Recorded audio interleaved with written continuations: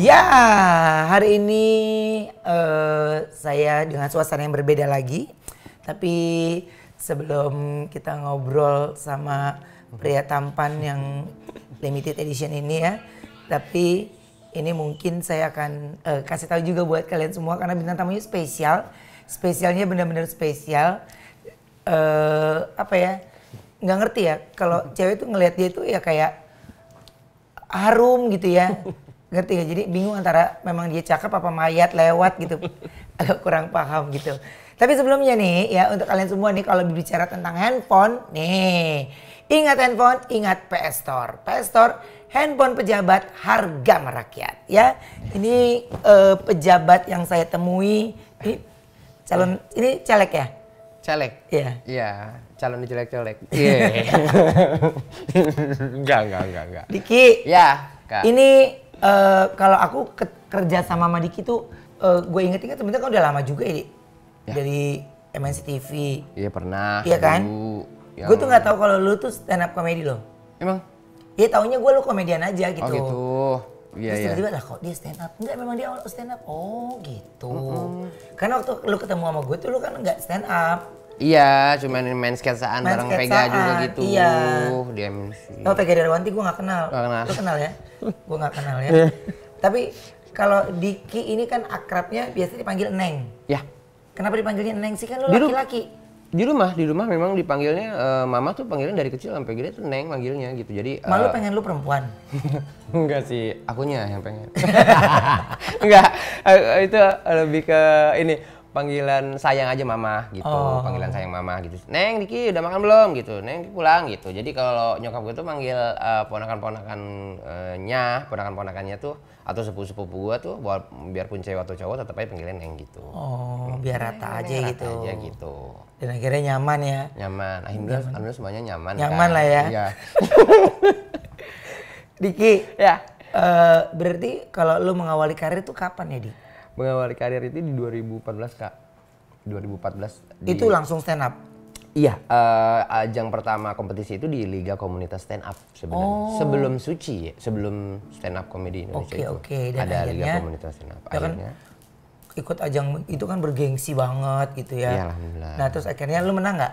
enggak, close mic di 8. Di 7 atau 8 gitu, close mic. Aku enggak jadi juara. Pemenangnya pada saat yang angkatan lu siapa? Regen. Oh Regen. Regen juaranya. Jadi aku angkatan Jadi Regen lebih lucu dong? Enggak juga sih. Enggak Maksudnya, ya maksudnya pilihan aja orang gitu. Ada yang anggap Regen lebih lucu, ada yang bilang aku lebih lucu. Tapi gua kan nggak salah milih bintang tamu dong ini. Iya, oh Enggak kan? salah. Tapi kalau aku ya jujur ngelihat Diki ini adalah salah satu orang yang memiliki attitude dalam bermain ya. Jadi dia tahu. Aku pernah menilai Diki dengan ya Vega, salah satunya biar dibilang itu kan juga termasuk senior ya. Iya, iya. Terus sama Mami Nunung. Iya. Ya, itu Diki termasuk menurut aku orang yang berattitude. Banyak orang yang suka kebablasan bercandanya sehingga suasana backstage bercanda dibawa ke on air. Iya, ya kan kontrol itu ya, Kak, iya. nggak kontrol. Nah, Diki termasuk yang menurut saya bisa mengimbangi dengan senior. Ya? Oh, iya. Diki, Iya sih, Kun. tapi kalau aku tanya ke kamu, jadi waktu stand up sudah habis sekarang ini karena Diki sekarang udah banyak membawakan acara, Iya. ya kan? Membawakan acara, yang ngisi acara komedi dan yang lainnya Iya, gitu betul. ya. Tapi kalau Diki sendiri nyaman atau tidak dengan suasana yang baru selain stand up sekarang ini? Amat sangat nyaman sebenarnya. Karena berbicara soal beban ekspektasi lebih berat di stand up, Kak. Kenapa stand up itu lebih beban dan lebih berat? Tidak lucunya atau draggingnya atau tidak worksnya sebuah jokes kita sendiri yang nanggung. Oke. Kalau kita bermain sketsa ada tektokan, ada yang bisa bantu nebelin ketawa. Kalau memang jokes kita tipis, kalau di atas panggung kita miss setup aja, berarti punchline kita nggak kena. Itu butuh konsen atau effort yang lebih banget, Kak, dibanding sketsa gitu maksudnya. Berarti secara nggak langsung materi konten itu dari pribadi dong? Iya, hal yang terdekat. Oh. Iya, rumus stand up gitu. Oke, jadi ya kira-kira apa yang lagi terbaru nih? Iya, yang diresahkan. Yang lagi diresahkan. Kayak gitu. Jadi lebih mikir ya sebenarnya ya? Lebih mikir, lebih nulis, lebih ngejelimet dan lebih banyak waktu untuk membuat satu whole materi. Gitu. Dalam materi 20 menit itu ada proses komedi body yang bisa sampai 6-7 kali atau proses open mic sampai 4-5 kali sampai benar menjadi satu kesatuan materi. Ada setup, ada punchline, ada half punch-nya. Gitu. Oke. Nah, tapi pernah nggak lu pada saat lu mau manggung ini tapi lu mengalami kesulitan yang benar-benar lu nggak menguasai materinya atau minimal atau enggak lu kurang materinya? Kurang materi enggak. Cuman kadang kesiapan audiens untuk menerima sebuah pertunjukan stand up. Yang kadang teman-teman IO di luar sana tuh kayak udah stand up worth it di mana-mana gitu. Bisa diterima di mana-mana. Bisa di mana-mana gitu kan. Tapi emang bisa diterima di mana-mana kan sebenarnya? Iya gitu. Tapi tergantung isiannya. Iya, isi materinya gitu. Kalau misalnya peluru kita yang nggak terlalu siap untuk corporate banget kan bahaya. Ibaratnya kan materi aku yang relate tentang kehidupan biasa, ternyata aku corporate di depan misalnya polisi-polisi apa segala macam itu nggak terlalu work ibaratnya gitu. Ada Kenapa lagi. Banyak nih maksudnya ini aku bertanya aja ya. Diki boleh jawab boleh nggak? Kenapa stand up juga punya banyak materi tentang pemerintah? Kita pribadi-pribadi yang kritis gitu. Jadi segala sesuatu hal kita ibaratnya lebih menekankan dari point of view kita, sudut pandang kita pengen tahu dan beberapa komika memang lebih ditekankan idealismenya dalam sebuah materinya dia gitu. Jadi idealisme dalam berpolitik kayak gimana, pengen banget disampaikan seperti itu. Jadi secara nggak langsung sebenarnya pengen nyampein dengan cara sendiri. Iya. Ya karena kan mungkin ungkapan hati stand up atau Diki itu adalah ungkapan hati beberapa ya, bukan sebagian mewakili ya, tapi mewakili ya. gitu. Iya gitu. Iya benar juga sih sebenarnya. Iya. Tapi kan orang kan mewakilinya ada yang nyanyi ya dengan nyanyian. Iya gitu. Ya stand up dengan stand up. Iya betul. Ya dimana ngebacot ngebacot. Ya caranya masing-masing sebenarnya. Iya, ada suka satir gitu kan ini. Iya. Memang kalau komedi satir itu saya pernah menjadi tamu waktu di Lenong Bocah ya, maksudnya saya menjadi tamu di salah satu grup senior dan terus pada saat itu isian komedinya tuh kita tuh waktu itu lagi satir banget dan nggak tahu kenapa saya nggak paham nggak mudeng jadi main asal nyeletuk. Nah kan basic kan Betawian nih, iya. Lah gue nggak paham nih, gue main asal cetak jadi lucu pada saat itu gitu. Tapi pas setelah syuting kumpul kasih tahu, iya ini gini. Tapi hati-hati untuk next episode-nya. Hah, hati-hati. Kenapa? Iya gini. Tadi kan kita arahnya ke sini. Aduh. Gue saking gue menutup untuk gue nggak pernah mau tahu gitu. Iya udah. Gitu, kelewatan deh. Iya. Karena mungkin kalau gue berpikirnya gini, toh nyatanya gue ngomong pun juga nggak akan ngefek sama hasil yang sudah diputusin kan. Nggak nyampe juga ke atas kan gitu ya. Iya. Suara-suara iya, gitu. Sebenarnya kalau nyampe sih pasti nyampe. Iya. Karena kita yang sekarang ini sering muncul di TV, sosial media yang kita punya, celetuk dikit aja story, itu pasti nyampe. Itu nggak mungkin nggak nyampe. Karena caranya kan beda-beda. Betul. Mungkin. Iya. Jadi gue tuh bener-bener nggak paham. Jadi komedi satir itu keren. Karena bener-bener mikir, tapi jangan keceplosan. Jangan. Ya, jangan memberikan khas secara spesifik siapa yang lagi dimaksud. Iya. Jadi umum aja. Iya kan? Jangan terlalu objektif aja. Nah, pernah nggak ketika itu kebablasan akhirnya ada yang tersinggung? Kalau dalam berstand up, dunia stand up aku, alhamdulillah materi aku kan seneng sama materi-materi yang relate dengan kehidupan sehari-hari aja. Dalam artian gini, materi aku tuh enteng-enteng banget. Keluar rumah macet atau di rumah istri nggak bisa masak. Itu aja. Karena aku orang yang nggak mau terlalu ambil pusing tentang hal-hal di luar sana. Aku sambil sama kayak Kak Ruben, bodo amat, aku fokus di aku aja. Selama aku keluar rumah masih bisa menghibur orang lain, udah sampai di situ aja. Jadi andil aku untuk di dunia politik, di dunia sistem perindustrian atau apa segala macam Indonesia kayaknya enggak deh. Aku lingkup aku di hal-hal yang sangat relate dengan kehidupan sehari-hari aja. Yang ketika ibu-ibu dengerin jokes aku gitu kan, kata nonton, ih lucu, udah sampai situ aja. Jadi aku nggak mau terlalu yang dianggap ih keren materinya nih, hebat nih, politik banget, hebat gitu kan, mewakili orang banyak. Enggak, aku nggak nyampe situ. Jadi aku mau yang memang bukan berada nyaman di zona nyaman, tapi memang udah sampai di situ aja. Oke. Diki, ini di stand up termasuk Diki sudah punya marketnya, ya. Sekarang juga masuk ke dunia presenter, ya. Juga udah mulai punya acara reality show, diundang di acara-acara komedi, dan diundang di acara komedi langsung di prime time. Alhamdulillah. Ya. Itu kalau aku waktu dulu bisa begitu itu, wow gila. Dia di jam 7 malam bisa jadi bintang tamu. Itu sebuah pencapaian. Ya. Tapi itu yang aku bilang, Diki sudah melewati proses ini. Proses ini berarti kan ada jatuh bangunnya dong. Ada. Nah, jatuh bangunnya Diki sendiri itu kapan? Jatuh bangunnya ketika stand up itu adalah dari awal meniti karir di dunia stand up, Allah mulai atau Tuhan mulai angkat derajat aku. Nah di tengah-tengah itu kan aku mulai turun lagi gara-gara narkoba. Lu pada narkop ya? Narkop. Terus narkoba lagi segala macem. Nah itu awal mulanya udah mulai down dan menutup diri dari semua pekerjaan yang itu udah stand up? Udah stand up. Apa yang bikin lo jadi narkoba? Lingkungan kah? Iya, lingkungan. Circle-nya yang tidak baik, pemilihan circle pertemanan yang tidak baik, dan jauh dari orang tua. Yang pertama ini jauh dari orang tua, itu nomor 1. Emang orang tua di mana sih? Di Magisan, tapi saat aku lagi berkarir itu kan karena memang wah kaget gitu kan, tiba-tiba ada uang gitu kan jadi udahlah menentukan. Merasa bisa segala hal. Sendiri aja, ngapain orang tua gitu, dan circle pertemanan yang mendekati itu yang tidak baik, yang tidak bagus. Jadi sebenarnya bukan jauh dari orang tua, tapi memang jauh dari perhatian orang tua. Karena Dikinya memang menjauhkan diri, ngerasa gue udah kerja di luar, gue udah bisa dapat segala hal, tapi gue nggak perlu perhatian gue nggak penting lah. Yang penting lah gue bisa diri gue udah bisa mandiri nih. Yang penting orang tua gue kasih duit gitu, yang penting Selesai. udahlah selesai gitu kan. Maintenance dari orang tua mah apa, yang penting gue udah menghasilkan, berarti gitu. Pada saat tahu akhirnya Diki narkoba itu, sadarnya Diki itu kapan?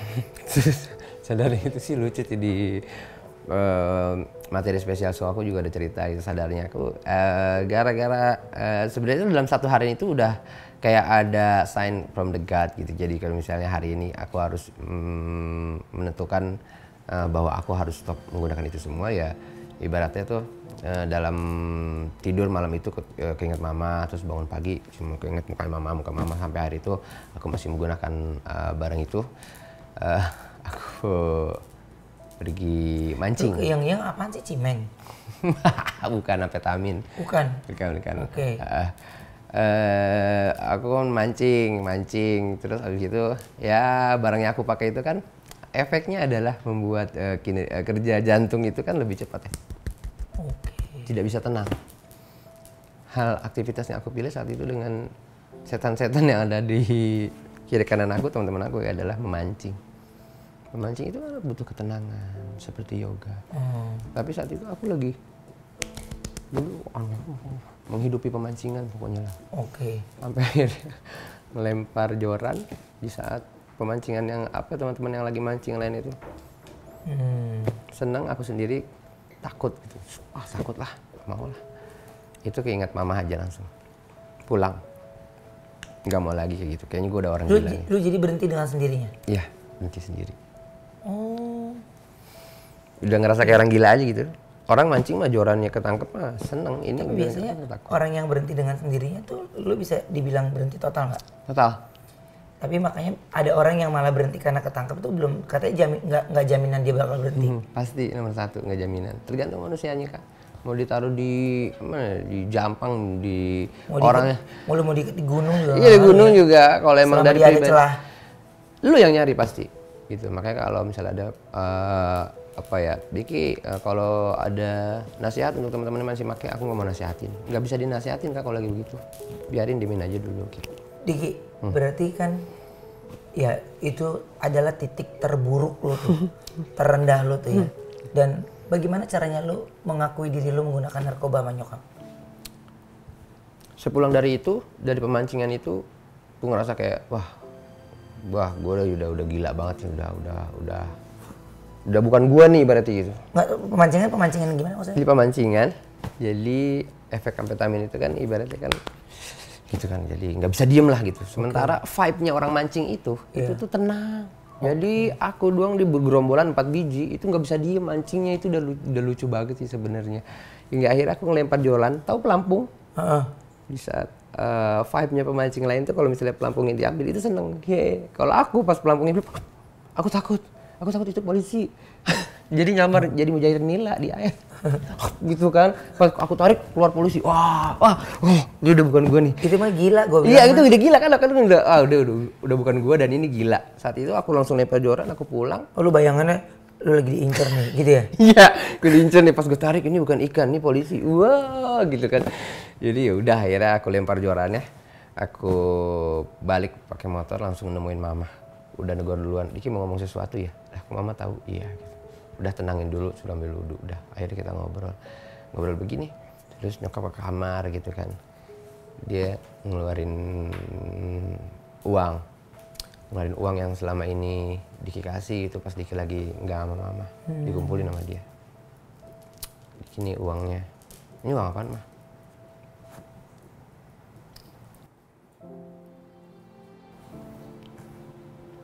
Uangnya selama ini Diki kasih katanya. Oh ya. Balikin aja. Kayak mama nggak butuh ini, balikin anak mama katanya. Ya udah langsung di situlah Kak, udah kayaknya mesti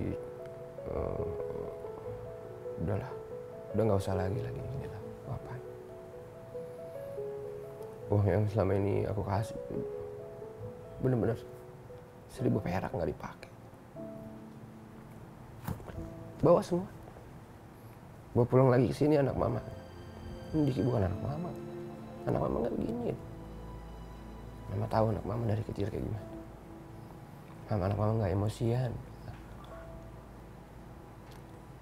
Anak mama tuh nggak tenang kalau jauh dari rumah. Anak mama tuh tidurnya di ketek mama katanya. Uang yang aku kasih kan benar-benar nggak dipakai sama sekali. Ya aku pikir pas aku di luar sana aku bisa tenang karena udah ngidupin orang tua, udah bagian orang tua. Ternyata orang tua punya pilihan sendiri. Nggak ada apa-apanya kok. Jadi sebenarnya uang yang lu kasih selama itu dia kumpulin aja, dia ambil. Niat dia adalah pokoknya gue nggak mau uang ini, yang gue mau adalah anak gue balik lagi ke gue. Iya, sampai segitunya. Bener-bener nggak dipakai. Sampai akhirnya ditunjukin aja dulu, Diki, balikin aja dulu Diki di rumah ini kayak gimana. Karena selama ini mama nganggap Diki bukan anak mama. Diki yang mama tahu tuh bukan kayak gini katanya. Dik, pada saat nyokap lo kayak gitu, lo ngerasa gagal banget gak? Gagal banget. Gagal banget jadi. Nyokap lo netesin ya? Nyokap lo menangis? Kita nangis. Apa lo merasa lebih bersalah lagi ketika orang tua meneteskan air mata karena tingkah laku kita yang memang tidak sesuai dengan keinginan? Iya, itu dia. Orang pas gue ya sampai nangis itu bilang, mama nggak butuh duit gitu. Mama nggak butuh duit. Katanya mama pengennya cuman kayak apa ya? Kalau Diki lagi di luar sana, telepon lah. Mama cuman kangen, kata Diki gitu.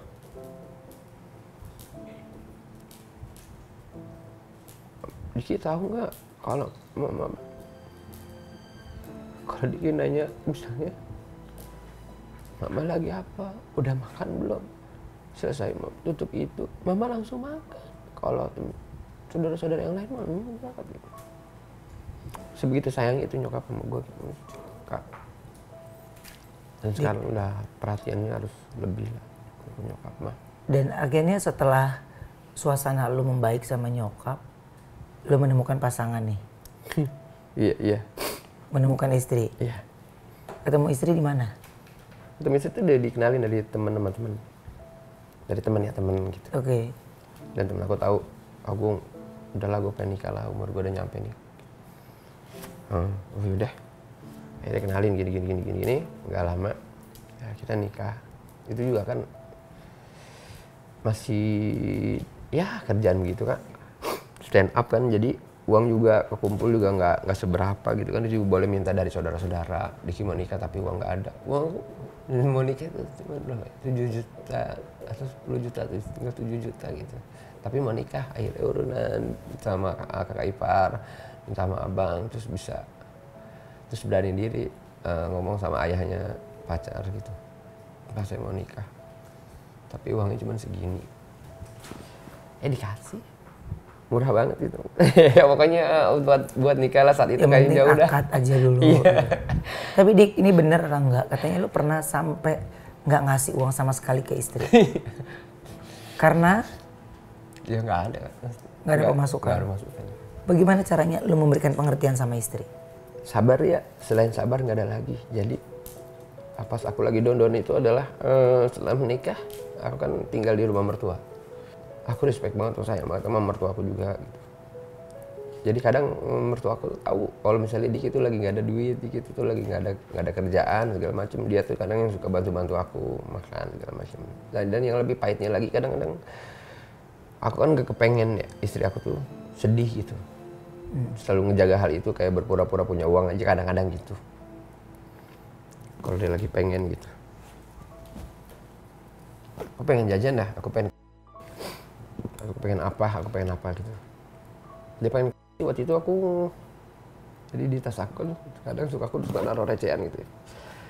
Aku tuh kalau naruh recehan tuh sembarangan aja, kadang di laci, kadang di tas apa segala macam. Satu hari aku lagi, oh iya, kamu ada uang? Ada, tenang aja. Nungguin dia keluar kamar, aku di kamar aku ngeratap. Dari goceng-gocengan, terus 10 ribuan aku lumayan tuh, akhirnya dapat 1 ayam 1 nasi sama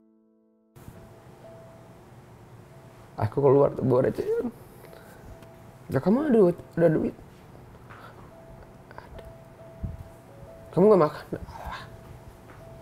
Anak laki mah ngopi aja merokok. Padahal maka pas dia makan kayak cuma aduh.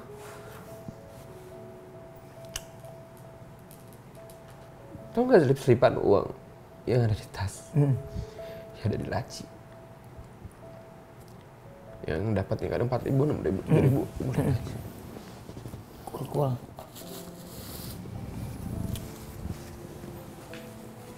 Jadi dari situ tuh yang uang kumpulan itu buat beli. Iya. Udah dia makan lah apa ya udah seneng banget. Udah kamu gak makan? Alah di jalan tadi aku udah beli gorengan, udah ngerokok. Belinya di TSI, teman-teman Indah. Kamu ada pagi-pagi tuh. Gue lagi pengen.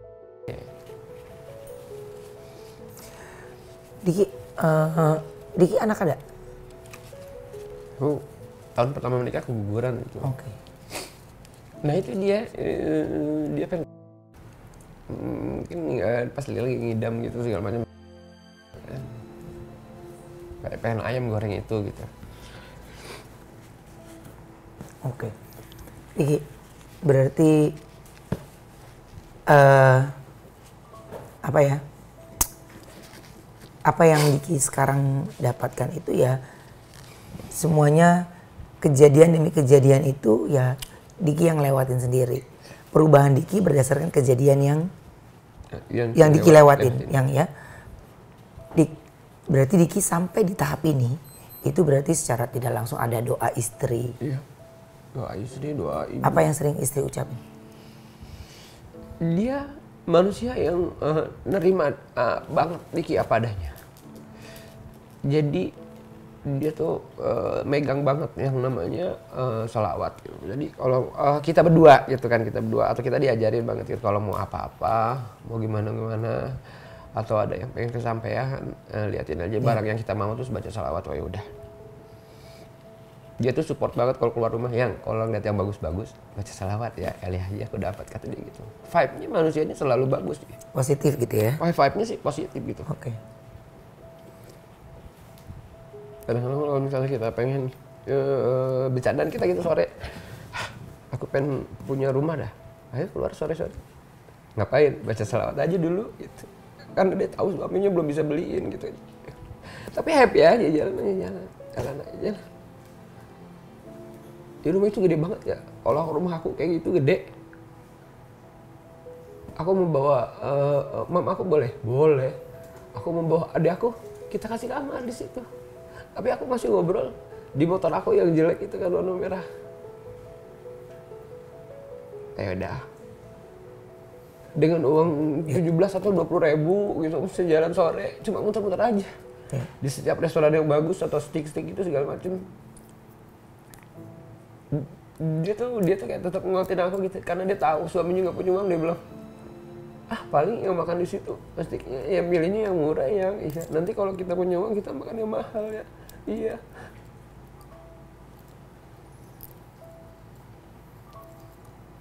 Jadi semua itu dari ucapan ya, ucapan itu adalah doa. Iya. Secara nggak langsung. Iya. Berarti pada saat itu atau Diki menangis itu ya karena masih belum bisa membahagiakan istri lebih lagi. Belum. Tapi Diki kan sekarang udah punya mobil, udah punya ini. Apalagi impian istri yang belum Diki wujudin? Dia kalau sekarang sih dia kan pengen banget punya rumah. Kalau sekarang aku masih ngontrak, ibaratnya aku masih ngontrak. Ya udah doain yang katanya aim aku atau goals kita tahun ini atau tahun depan kalau memang Tuhan memberikan gitu kita bisa punya rumah. Doain aku supaya sehat. Doain aku supaya supaya keluar rumah tuh aku bisa memberikan yang terbaik aja gitu. Diki, tapi kan rumah sekarang juga udah banyak yang DP-nya cuma sekian. Iya. Terus lu udah bisa. Insyaallah. Lu memang ngelihat lintasan jalanannya atau apa? Ada jadi kita berdua tuh punya impian gitu, ada satu rumah yang kita pengen gitu maksudnya. Wilayahnya di daerah situ gitu maksudnya gitu. Depok juga? Enggak, di daerah Kembangan. Rumahnya ada bagus gitu kan. Ya. Puri Kembangan situ. Iya, Puri Kembangan. Terus? Pengen gitu di daerah situ kayaknya, terus akses soalnya dekat gitu kan buat kerja, kayaknya seru kayak punya rumah di situ. Ya doain aja ya ibaratnya gitu kan, supaya aku bisa kita bisa nggak kayak burung gini masih numpang sana numpang sini gitu.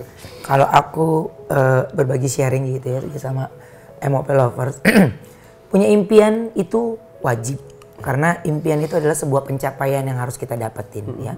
Tapi yang harus kita ikutin adalah by proses. Ya, tapi kalau memang di daerah Kembangan, ya, itu menjadi impiannya Diki, lakuin. Tapi jika itu belum, ya, tapi masih sanggupnya belinya di daerah mana, saran dari aku beli dulu. Nanti ketika semuanya sudah terpenuhi, baru kamu wujudkan impian. Iya, bukan upgrade. Belum tentu juga yang kamu beli di Kembangan itu lebih bagus dari yang rumah kamu pertama beli. Iya, betul. Karena wilayah yang kamu lihat kan, lintasan tol itu udah jatuh hati dengan wilayahnya dan sehati dengan pasangan. Jadi kayaknya di sini nih kita cocoknya, iya kan, impian. Tapi kalau aku boleh sharing, dulu aku itu Sarwenda itu maunya, aku tuh paling maunya itu tinggalnya di apartemen, ya, karena udah capek kerja setiap hari, bising sana sini, terus ya butuh tenang, kepingin sampai rumah tenang, ya menurut aku apartemen, ya, tapi Sarwenda maunya rumah, ya. Beda ya. Jadi saya punya rumah dulu di Fatmawati. Akhirnya sebelum itu mau nikah nggak punya duit, harta jual dong, ya, belinya di apartemen. Kebetulan apartemen yang saya mau itu harganya masuk dengan harga rumah yang saya jual itu, masih ada sisanya buat pernikahan, ya. Jadi wah pas nih gue nih emang. Tapi mobil gue turunin levelnya. Gue turunin. Di downgrade ya? Iya downgrade. Wah lu downgrade banget. Yang penting gelinding aja. Yang penting gelinding, yang penting gue dapet nih. Gue pikir tinggal di situ dia suka. Nggak taunya dia lebih suka yang bertanah. Oh, rumah. ya rumah. Lah tahu begitu gue nggak jual itu rumah. Ya. Nah niat gue itu kan supaya udah deh udah nikah, gue pindah ke apartemen deh. Iya. Udah lebih tenang kan. Iya. Nah kebetulan itu kenapa gue itu adalah apartemen di daerah Senayan itu impian gue. Zaman dulu gue masih begaul, itu gue kalau lewat situ gini, gila ya, bener-bener ya. Ini kayak gue tuh paling suka emang sama rumah bangunan Belanda. Oh klasik gitu. Klasik. Iya. Jadi gimana caranya bawa bini gue nggak demen rumah bangunan Belanda. Nah gimana caranya? Wah ini kan gedung tapi bangunan Belanda. Jadi otomatis jalannya tengah-tengah dong. Harusnya suka tanpa diskusi. Gue tinggal lah di situ. Ternyata udah 2 bulan menikah dia baru ngomong. Sebenarnya? Bla bla bla bla bla bla sebenarnya gini. Kalau bisa kita gini mampus. Waduh. Dia nggak suka. Wah dia nggak suka nih. Gimana nih ya? Mana abis nikah kan? Abis-abisan Diki. Abis-abisan. Gue abis-abisan. Bener-bener gue abis nikah itu nggak ada duit. 0 perak ya? 0 perak juga enggak, tapi maksudnya minimal nggak pas dengan nama besar. Tahu nggak lo? Nggak pas. Tapi gue nggak ada utang. Iya nggak ada utang. Tenang hati gue mah nggak ada utang, kagak ada pinjaman, nggak ada. Pokoknya abis mobil gue Evoque orang belum pada punya. Belum pada punya. Ya waktu di Indonesia waktu itu gue sama salah satu artis cewek yang tawarin sama pihak brand itu dia gue beli. Wah gila deh pokoknya. Marah. Wah gila, udah bukan parah lagi sakit jiwa. Ya, gue bete, gue ke Taman Anggrek, pameran mobil, beli mobil. Ya nggak ada tanggungan zaman dulu ya kan. Tapi gue jual semua untuk nikah. Undangan gue tuh dulu nikah lebih parah lagi Diki. Saking sarapnya.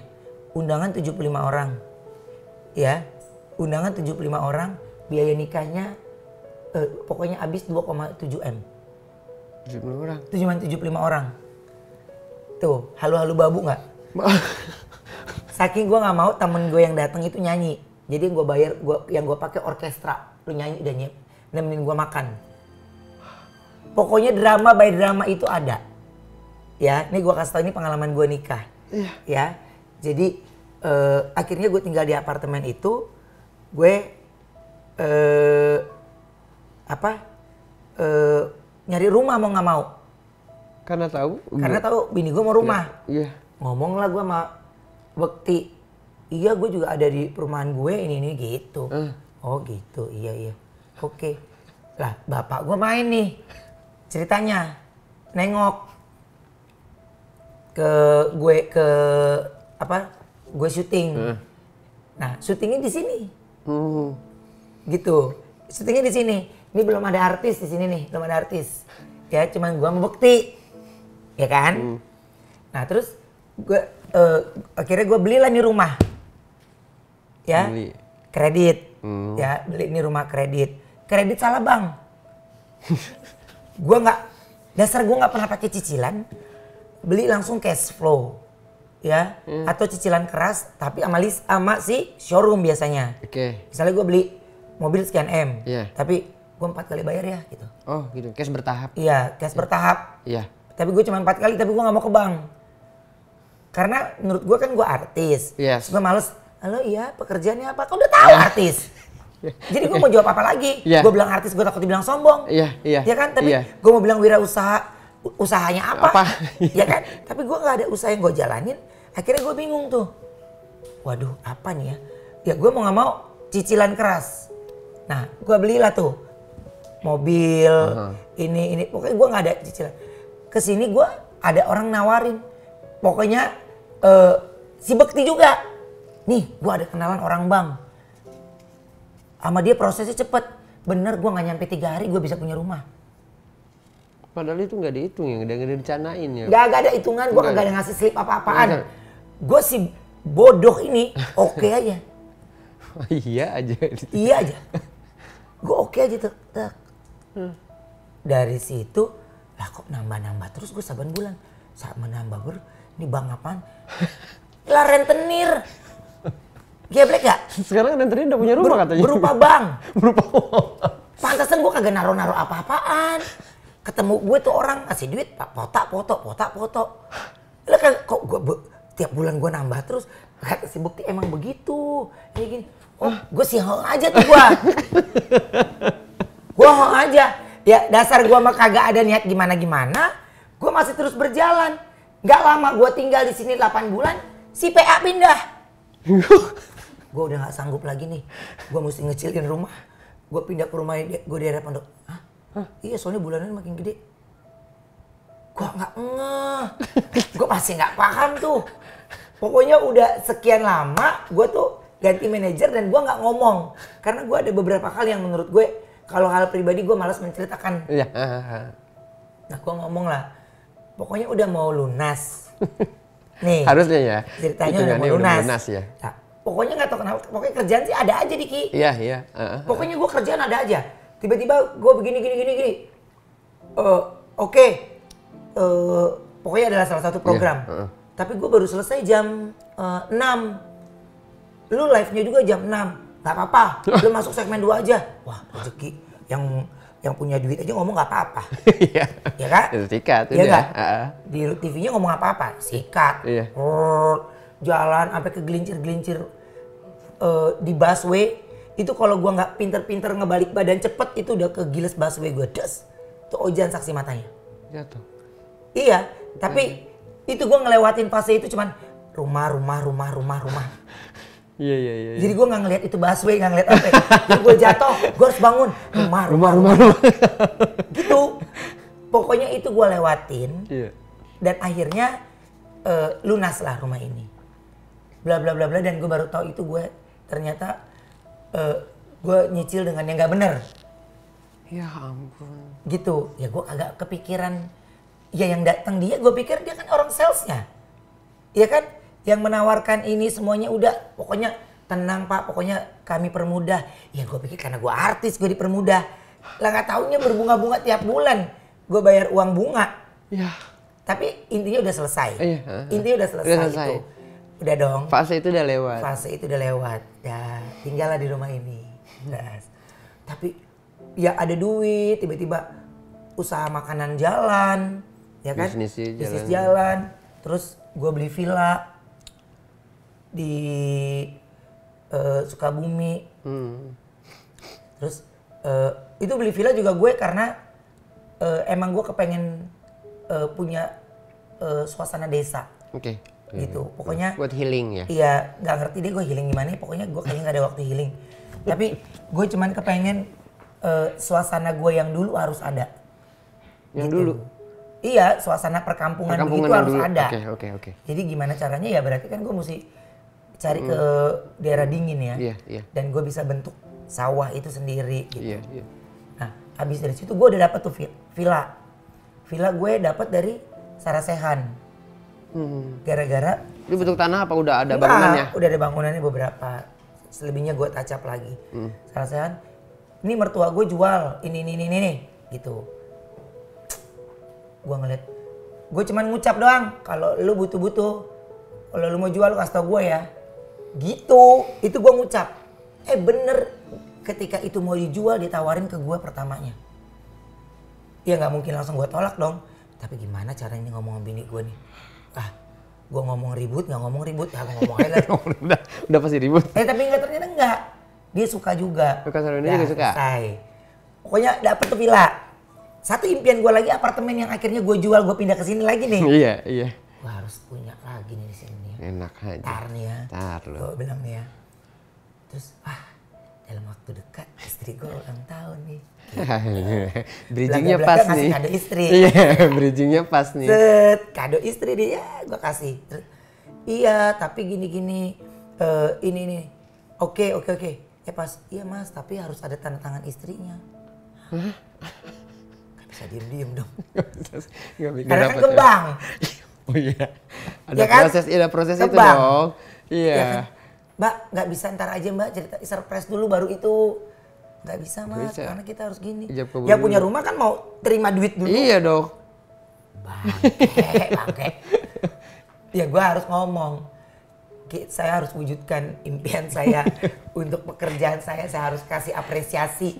Ya karena gue nggak, maksudnya gue nggak beli mobil apa. Iya. Gue cuma pengen beli aset gue ini. Iya. Gitu sebuah hunian ya, bukan ego yang mobil sport atau segala macam. Gitu. Terus, maksa banget tetap di situ. Iya, enggak, pokoknya mau di situ.